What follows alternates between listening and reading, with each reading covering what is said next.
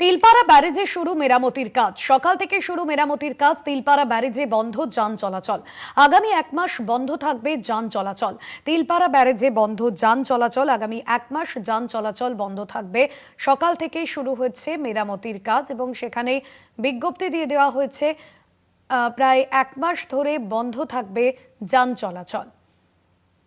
তিলপাড়া ব্যারেজে শুরু হয়েছে মেরামতির কাজ। সকাল থেকেই মেরামতির কাজ শুরু হয়েছে তিলপাড়া ব্যারেজে। আগামী এক মাস পর্যন্ত বন্ধ থাকবে যান চলাচল।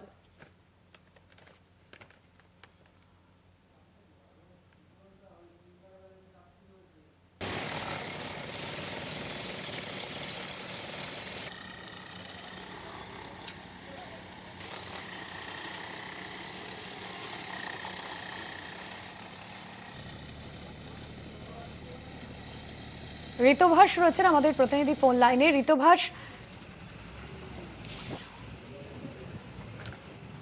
ঋতুভাস কি জানা যাচ্ছে?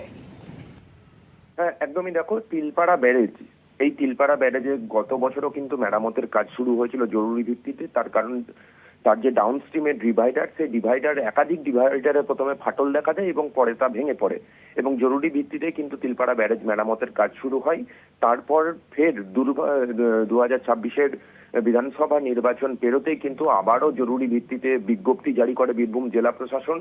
মূলত তিলপাড়া ব্যারেজের ওপর দিয়ে যাওয়া যে জাতীয় সড়ক, তার কঙ্কালসার চেহারা বেরিয়ে পড়ার জন্যই কিন্তু জরুরি ভিত্তিতে বিজ্ঞপ্তি জারি করে এবং আগামী এক মাস, অর্থাৎ 7 তারিখ থেকে, মে মাসের 7 তারিখ থেকে জুন মাসের 6 তারিখ পর্যন্ত আগামী এক মাস সমস্ত ধরনের যান চলাচল বন্ধ থাকবে বলে এই বিজ্ঞপ্তিতে জারি করা হয়। এরপরেই আজকে সকাল থেকে শুরু হয়েছে তিলপাড়া ব্যারেজের ওপর দিয়ে যান চলাচল। বন্ধ করা হয়েছে তিলপাড়া ব্যারেজের ওপর দিয়ে যান চলাচল। পাশাপাশি যে ব্যারেজ মেরামতের যে কাজ, সেটিও কিন্তু শুরু হয়েছে।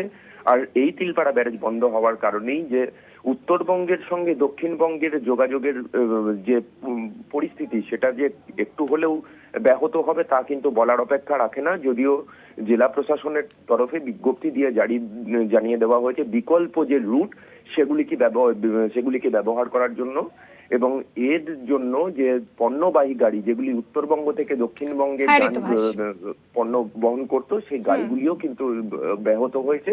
অন্যদিকে যেগুলো যাত্রীবাহী বাস, সেগুলিকে কিন্তু ব্যারেজের দুই প্রান্তে দাঁড় করিয়ে দেওয়া হচ্ছে। একদমই, অর্থাৎ পরিষেবা ব্যাহত হয়েছে এবং আগামী এক মাস সেখান দিয়ে যান চলাচল বন্ধ থাকবে। ধন্যবাদ তোমাকে।